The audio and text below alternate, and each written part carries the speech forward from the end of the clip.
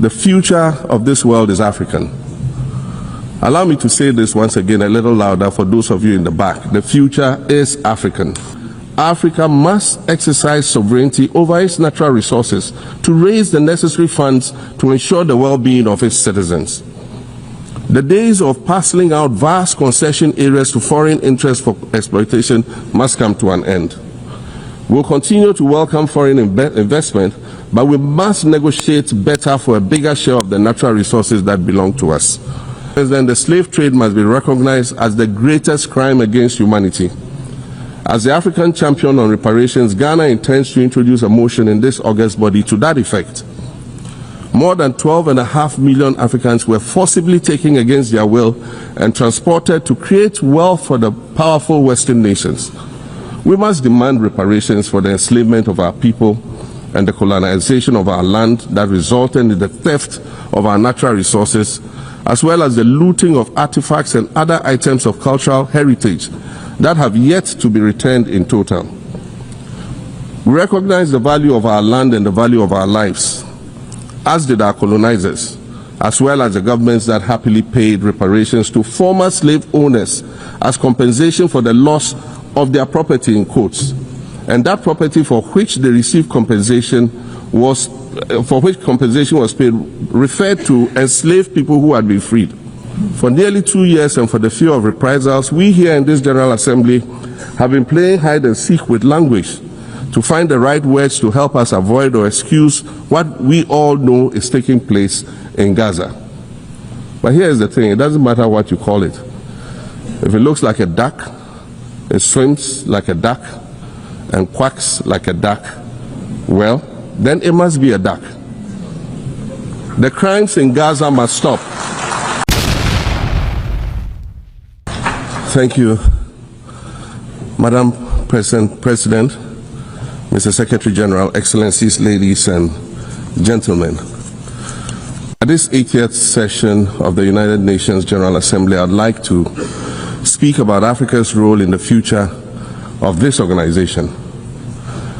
However, it's impossible to do that without first considering the collective role that Africa played in its founding, which was small and relatively insignificant. Of the 51 member states involved in the founding of the United Nations in 1945, only 4 were African: Egypt, Ethiopia, Liberia, and South Africa. It is important to point out that the United Nations came into being in the aftermath of World War II because of the inability of its predecessor, the League of Nations, to avert a large-scale global conflict, which had been its guiding purpose when it was founded in 1920 at the end of the First World War. Out of the 42 founding member states of the League of Nations, only 3 were African: Liberia, the Union of South Africa, and Ethiopia. Egypt was to join later in 1937. Africa's overall participation in the organization's founding was minimal and relatively unimportant. That's because before all the other talks and meetings, representatives from a group of 14 nations gathered in Berlin for a series of discussions that began in 1884 and which led to the partitioning and formal colonization of the African continent, which is also called the Scramble for Africa. It has famously been written that past is prologue. Well, in the past, the majority of the 54 nations that now comprise Africa were never offered a seat at the table where plans for a new world order were being drawn. But, Madam President, as fate would have it, the tables are turning, and Africa's role in the authorship of whatever is yet to come for this world is going to be huge, and it will be consequential. According to this organization's own projections, by the year 2050, more than 25% of the world's population is expected to come from the African continent. Additionally, by 2050, 1/3 of all young people aged between 15 to 24 will be residing on the African continent. So you see, the future of this world is African. Allow me to say this once again a little louder for those of you in the back. The future is African.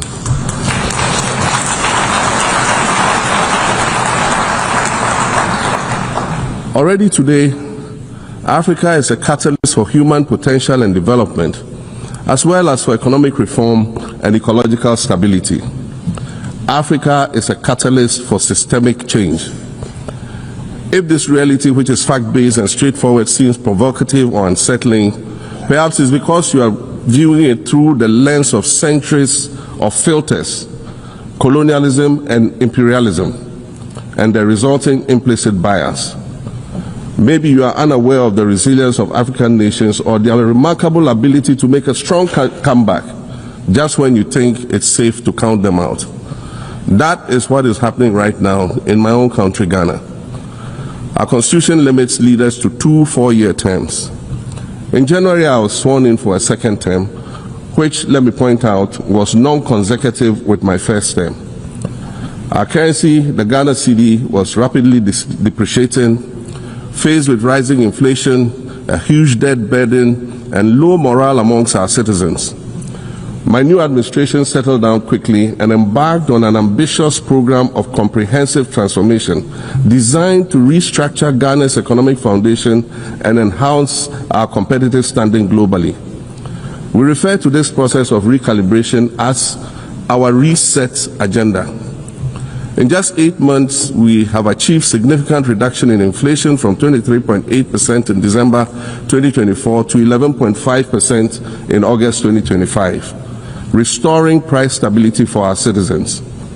Additionally, our currency, the Ghana cedi, has appreciated considerably against other currencies, with Bloomberg reporting it as the best performing currency in the world at one point. Our improved sovereign credit rating reflects increasing investor confidence in our economy, and our 24-hour economy initiative promises to transform our economy. And there's a renewed willingness amongst our people to trust that their elected officials have Ghana's interests at heart and that we're progressing together.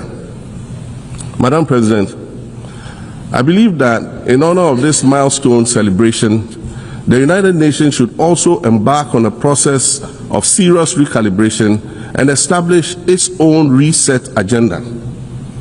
Since the organization's founding, the number of UN member nations has nearly quadrupled. And quite frankly, it is not the same world that it was back then when the UN was formed. I mentioned earlier that I began my second non-consecutive term as president this past January. My first term ended in January 2017. In that span of time, 8 years, the world has changed with such ferocity. My first days in office after my return felt as though I had just awakened from a Rip Van Winkle style sleep. Now note, that was only after 8 years. Imagine then what it will be like after 80 years since the founding of the United Nations. In 1945, the sun had not yet set on the largest empire in history. The most common mode of international travel was by sea. The personal computer had not been invented, let alone made portable. And television, a new convenience, was still in its infancy, albeit in black and white color. Relations between the US and the Soviet Union were turning frosty, with Winston Churchill declaring that an iron curtain has descended across the European continent. Fast track 80 years on. In today's world, hundreds of thousands of commercial flights take off and land every day. Libraries have been digitized so that volumes of literature can exist on a small device, small enough to fit inside your pocket. We live in a world of cryptocurrency, artificial intelligence, social media, the internet and its dark hidden dungeon of the dark web, all of which carry a potential threat to global peace and security. Climate change is real, and we're fighting a losing battle against the loss of Maldives and other island nations to the rising sea level, against the loss of Timbuktu to desertification and the Amazon forest to global warming and deforestation. Madam President, the UN Founding Charter is outdated when it comes to representation in this august assembly. The most powerful post-World War II nations are still being rewarded with an almost totalitarian guardianship over the rest of the world. And yet, the first sentence in Chapter 2, Article 1 of the UN Charter declares that the organization is based on the principle of sovereign equality of all its members. If this were true, and was the case, a continent as large as Africa, with its numerous UN member states, would have at least one permanent seat on the Security Council.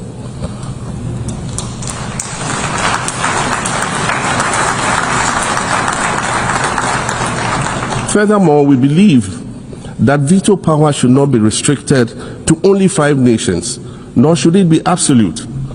There must be a mechanism in this House for the General Assembly to challenge a veto. No single nation should be able to exercise an absolute veto to serve its own interests in a dispute.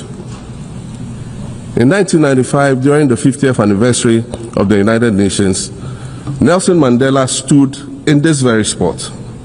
And he said, the United Nations has to reassess its role, redefine its profile, and reshape its structures. It should truly reflect the diversity of our universe and ensure equity among the nations in the exercise of power within the system of international relations in general, and the Security Council in particular. I close quotations. 30 years later, we African leaders are still making the same simple request for a permanent seat on the Security Council with the power of a veto. So today, Madam President, I stand here in this exact spot and ask the world, if not now, then when? We demand not only a reform of the Security Council, but also a reset of the global financial architecture, which is currently rigged against Africa. Africa must have a greater say in the world's multilateral financial institutions. And while I'm making requests, I'd like to call for the removal of the blockade on Cuba. As Dr. Kwame Nkrumah, our nation's founder, famously said, we seek to be friends with all and enemies to none. The Cuban people shed their blood on African soil in the fight against apartheid. And indeed, Cuba has been and continues to be a faithful friend of Africa.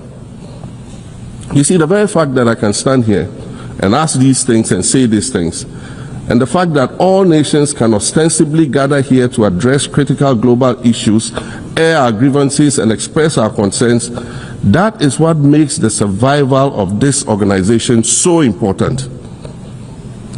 In every old city or village, you will find a town square, or a courtyard, or a plaza that once served as a gathering space for the citizens of the community and their leaders.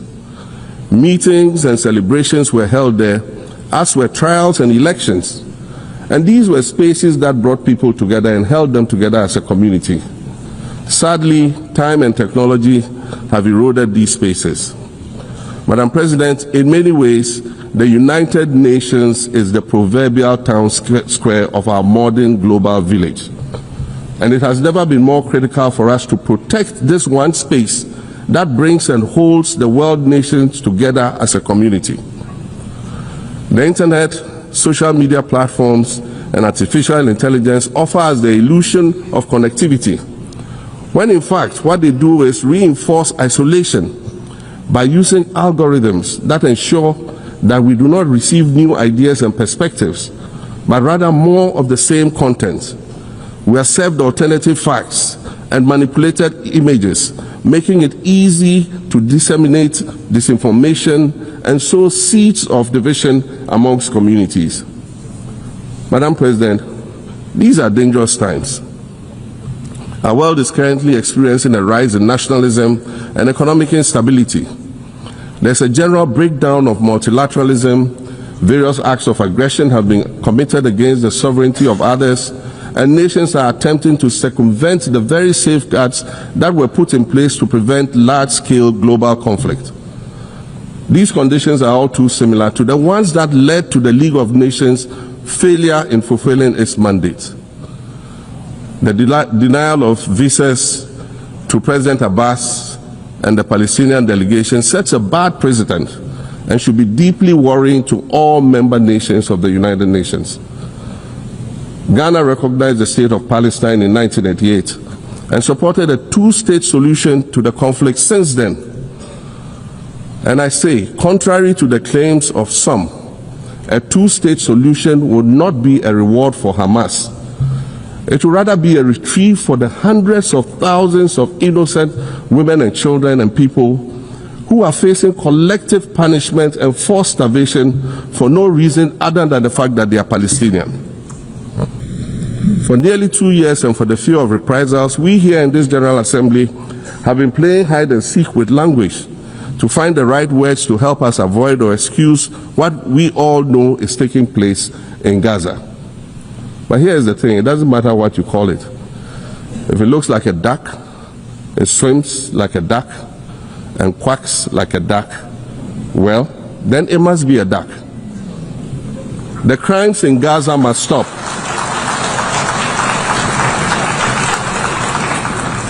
The crimes in Gaza must stop. Madam President, I also want to draw particular attention to the conflict in Sudan, which this body has described as the world's largest humanitarian crisis. 12 million people have had to flee their homes. And when we speak of migration, we refer to the 12 million new Sudanese refugees, whom we as a global community should be willing to assist in much the same way that many member nations readily assisted new refugees coming out of Ukraine. Let's dispense with the euphemisms and dog whistles and speak frankly.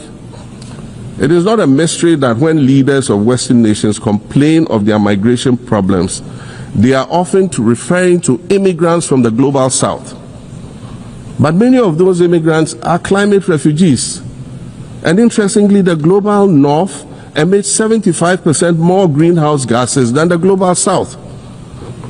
However, the effects of climate change are more severe in the global south because we lack the resources to address them effectively. And so when the desert encroaches on our villages and towns and they become unlivable, we are forced to flee. Wassan Shire, a Somali-born prophet, a Somali-British poet born in Kenya to Somalian refugee parents, was London's first youth poet laureate. She writes in her poem titled Home. And it says, you have to understand that no one puts their children in a boat unless the water is safer than the land. No one bends their palms under trains beneath carriages. No one spends days and nights in the stomach of a truck feeding on newspaper unless the miles traveled mean something more than just a journey. Madam President, we cannot normalize cruelty. We cannot normalize hatred. We cannot normalize xenophobia and racism. If we're going to tell a story, let's not tell its slant. Let's tell all the truth. When we speak of migrants, we speak of Mami Ewusi Mensah Frimpong, a judge on the U.S. District Court for the Central District of California. She's the first black female judge on any of California's 4 federal district courts. She was born here in America to immigrant parents from Ghana. We speak of Peter Bosman, a medical doctor in Ghana who moved to the town of Piran in Slovenia in the 1980s and later became the first black mayor of Piran, the first black mayor in Slovenia and in the whole of Eastern Europe. We speak of T. Michael, the iconic Ghanaian Norwegian artist and designer. And of course, we speak of the late Kofi Annan, former United Nations Secretary General.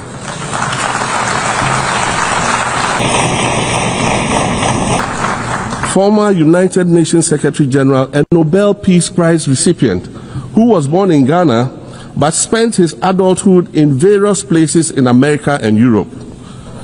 These are people who have brought great distinction to the countries that they decided to call home.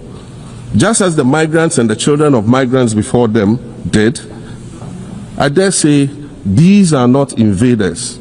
These are not criminals. Madam President, the slave trade must be recognized as the greatest crime against humanity. As the African champion on reparations, Ghana intends to introduce a motion in this August body to that effect. More than 12.5 million Africans were forcibly taken against their will and transported to create wealth for the powerful Western nations. We must demand reparations for the enslavement of our people and the colonization of our land that resulted in the theft of our natural resources, as well as the looting of artifacts and other items of cultural heritage that have yet to be returned in total. We recognize the value of our land and the value of our lives, as did our colonizers, as well as the governments that happily paid reparations to former slave owners as compensation for the loss of their property, in quotes, and that property for which they received compensation was paid referred to enslaved people who had been freed. Madam President, an increasingly insecure world is witnessing upward spending on defense budgets of bilateral partners and steep cuts in official development assistance. Since July 2024, it is estimated that there's been a 40% drop in humanitarian aid globally. In this era of global uncertainty, Africa must exercise sovereignty over its natural resources to raise the necessary funds to ensure the well-being of its citizens. The days of parceling out vast concession areas to foreign interests for exploitation must come to an end. We'll continue to welcome foreign investment, but we must negotiate better for a bigger share of the natural resources that belong to us. And we must insist on value addition to these resources. We're tired of the continued image of poverty-stricken, disease-ridden rural communities living at the periphery of huge foreign-controlled natural resource concession areas. We're tired of having people extract the most they can from us and in return offer us the very least by way of respect, consideration, and dignity. We're tired of not being represented in ways that reveal the richness and complexity of our history or acknowledge all that we have overcome to arrive here in this liminal space of untold possibilities. Allow me to echo the Indian-American writer Arundhati Roy, who wrote, "Another world is not only possible, she is on her way. On a quiet day, I can hear her briefing." I want to add that for the sake of Africa, and quite selfishly for the sake of my 18-year-old daughter, I hope that this new world that is arriving is a place of safety and equality for women and girls. To succeed, we must empower everyone, including women and girls, to reach their full potential. In closing, Madam President, I'd like to congratulate you on your election to preside over this historic 80th General Assembly and on being the 5th woman to hold this distinction. I'd also like to congratulate Her Excellency Nana Jane Opoku-Agyeman on being the first woman Vice President of Ghana.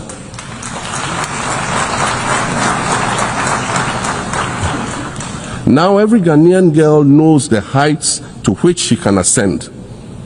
Words matter, but issues of representation matter even more, which is why Ghana looks forward to the appointment of a woman as Secretary General of this organization in the near future.